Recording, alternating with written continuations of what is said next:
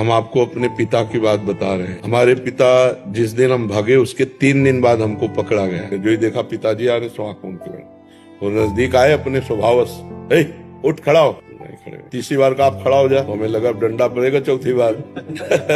तो खड़े हो गए, बच्चे ही थे। हमका आपसे एक प्रार्थना करें। उनका बताओ, हमका ये जिंदगी भगवान के नाम है, आप चाहे काट डालो ना घर जाएंगे ना आपकी बात मानेंगे। तो हम उनकी कृपा की बात बता रहे हैं। तो एकदम चैप्टर बदल गया। जैसे भगवान की कृपा ना, उनका सच्ची, हमका आपसे सच्ची बात कह रहे हैं। घर नहीं जाओगे वरना, कभी जिंदगी में ब्याह नहीं करोगे वरना।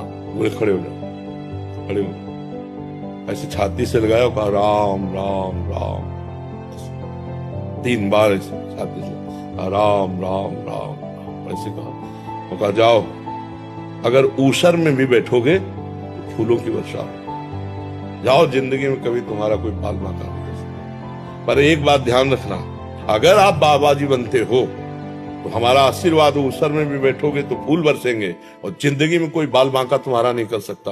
और अगर कहीं किसी की बहन बेटी देखी तो फिर तो हमका जिंदगी में आप इस बात को कभी नहीं सुनोगे। तो वो तो पधार गए, कई वर्ष हो गए उनको पधारे हुए, पर उनका आशीर्वाद, माता पिता का आशीर्वाद भगवान का आशीर्वाद होता है।